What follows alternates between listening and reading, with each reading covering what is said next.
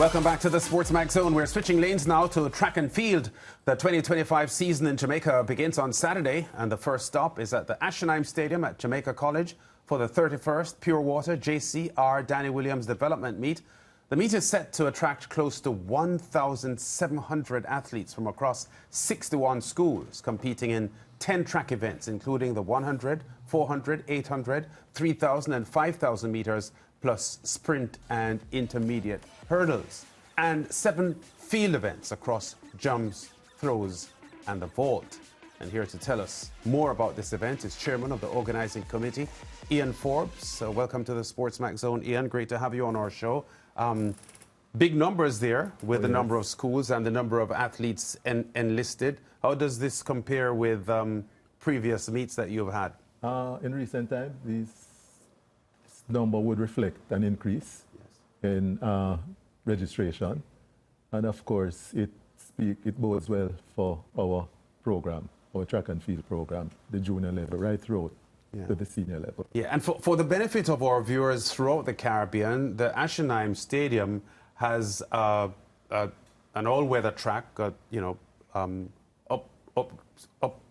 upgraded track and field and football conditions. Facility. How after several years of having that facility now, how much do you think that has impacted the sporting landscape of Jamaica College? Because it's one of the few schools in Jamaica and the Caribbean with that level of facility.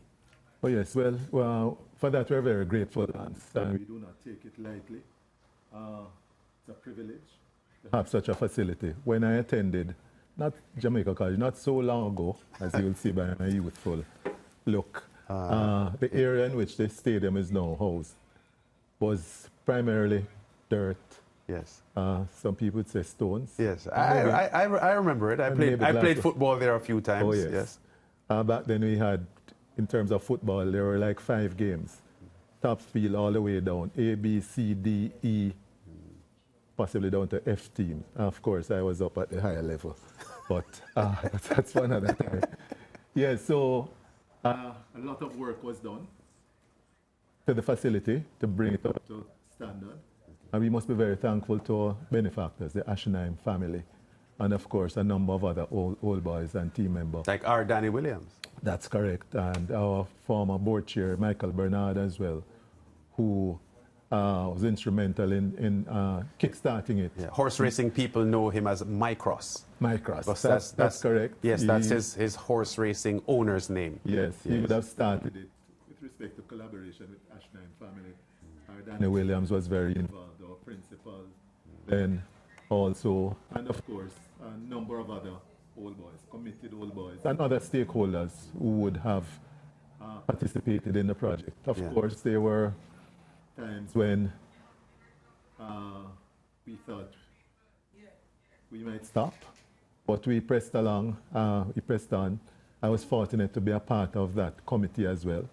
And of course, the ASHM family were fantastic in terms of their cooperation and facilitation. So we're very thankful and grateful. Of course, we have state-of-the-art lighting as well, which is another. Yeah, I see that. Yes. I recognize that. And Ricardo, we all know the impact that Boys and Girls Champs coming up in March has on the local track and field fraternity.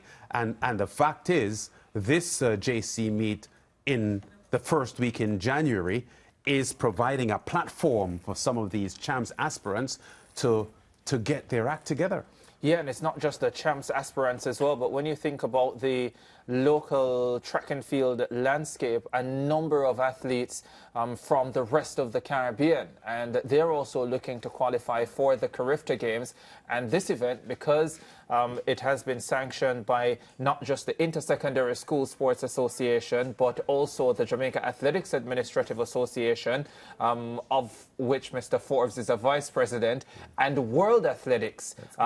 It means that pretty much every single event that you would want to attend as a junior athlete is covered by the Purewater JC meet, Mr. Forbes. That's correct. You mentioned the ISA, the J3A, and of course it's on the World Athletics Global Calendar.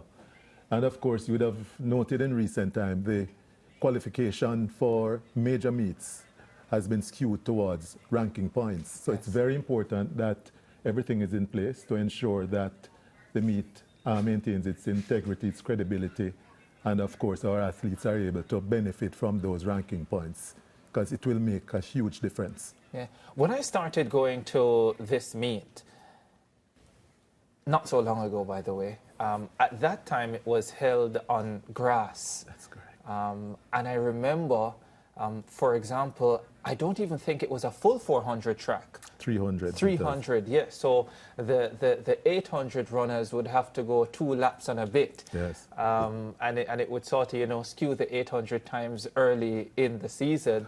And some would say that the 100 sprinters ran downhill. Yes, so it gave them quite an advantage. So a lot of athletes would go to JC to run the 100 to try and get a qualifying time early in the season.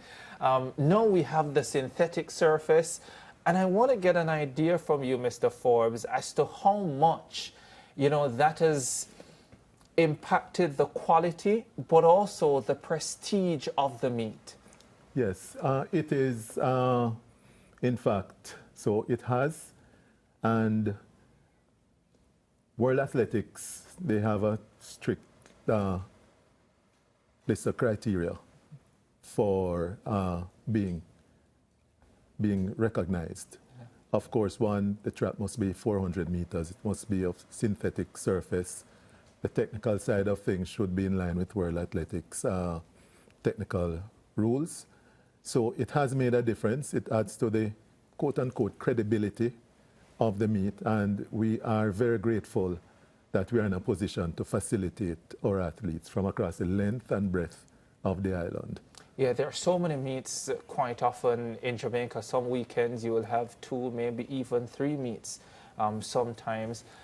Jamaica College and the Purewater meet finds itself in a relatively unique situation. Yes. Because I think at least this year you are the only meet on this weekend, and I suspect it probably also puts a little bit more pressure in terms of the numbers. How ready are you to handle those numbers, and how late are you expected to go on Saturday? I know you have lights and you're prepared to use them, and you don't have to worry about turning them on because you have the funds to foot the bill and all, but how late are you expecting to go? And the remote. Yes. Well, let me backtrack a bit, because there are some events which are being held as we speak, started earlier today, the long throws. As you know, these meets can be very difficult to manage in terms of crowd control, etc. Sometimes the infield is far too crowded. So health and safety first and foremost for athletes, officials, and stakeholders. So today, one of our sponsors, On The Run Events, they're having what is called Sprint Fest, and this features 200-meter races only across the spectrum for boys and girls. So we have chosen to have the long throws today, the javelin and the discus. There's also the triple jump and the pole vault, which is actually going on now. So we're cognizant of the numbers, and we are also quite aware of some of the teams who have traveled from afar. We're concerned about the time they probably will have to be on the road, and we're trying to make every effort to ensure that they are able to leave a reasonable time to get to their destinations safely. But we would have mapped the events and, of course, assigned a certain time frame for each. Yes. So we're expecting to be out of there by 7 p.m. tomorrow, which I think is a reasonable hour. And I know sometimes it can be a little bit tricky deciding on what events to have. So for a long time at your meet, you had the 100 and the 800, but not the 200 and the 400. That's correct. Now you go 1, 4, 8 with the 3,000 and the 5,000 and the hurdles. How difficult is it coming to a final determination year after year as to what events to offer? It's always a difficult task. And of course, we try to be very careful that we do not bite off too much. And of course, as I say, we have to think about the athletes traveling, etc. So it's a matter of consulting with the stakeholders, both our internal stakeholders, our technical staff headed by Mr. Dwayne Johnson and his team, as well as other coaches and the wider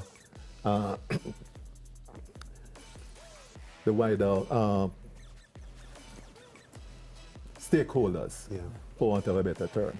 Yes, so there's consultation, and we, of course, look at the feedback we get and sit down and map exactly what should really be done. We pondered about the pole vault, and we decided that, yes, we must go ahead because they need the help, the pole vaulters.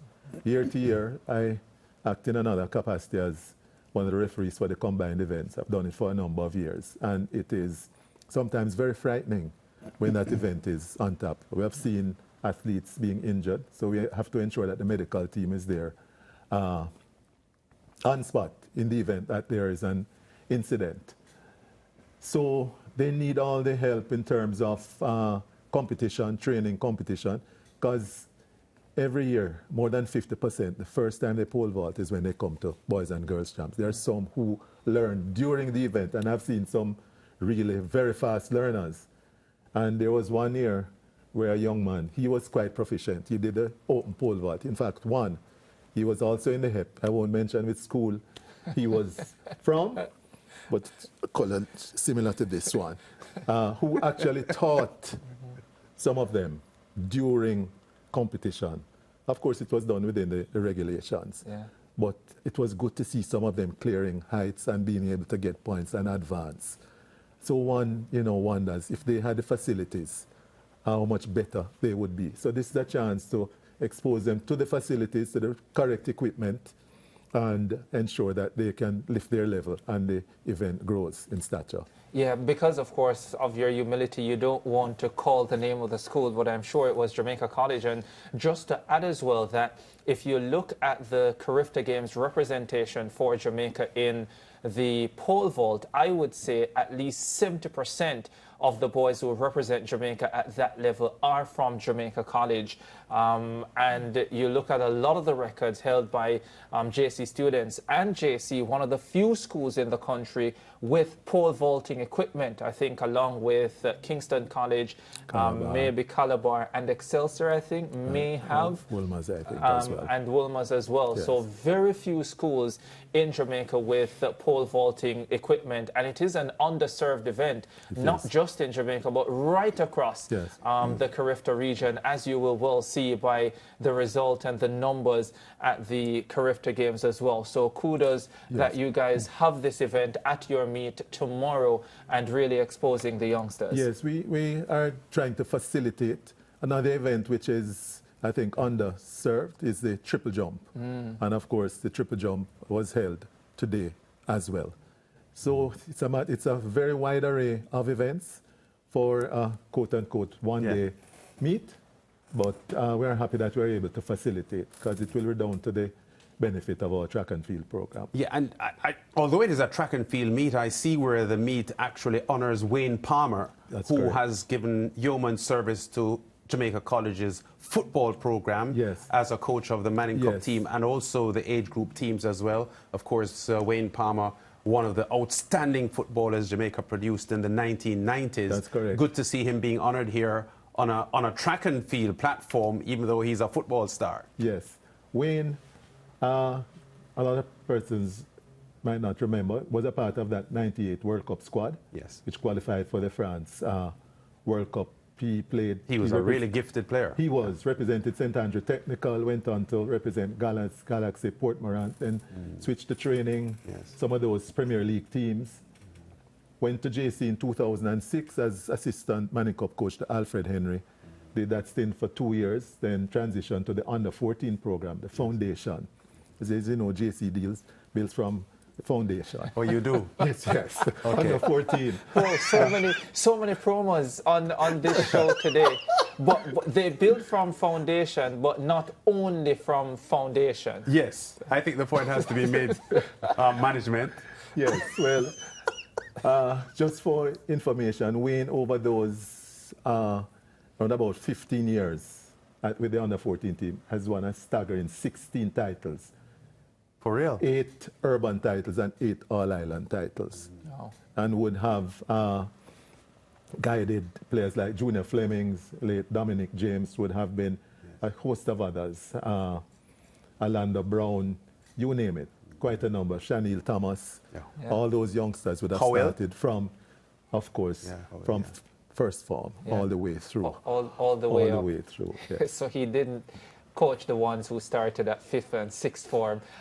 By the way, Lance, I just got a message and I've been told that it's not just the JC meet that's on tomorrow. So I spoke about weekends where you have 2 or 3 meets. Correct. Apparently tomorrow is a weekend when we have 3 meets because there is the First Chance meet on the western end of the island and apparently the Ted Dwyer meet at Excelsior High School. So 3 meets, and yet you still have 1,700 athletes. And 61 schools. And 61 schools at this one. Track and field is alive and well. And of course, during COVID, we had up to 7 meets. There's one weekend when we put on 7 meets across the island. 7.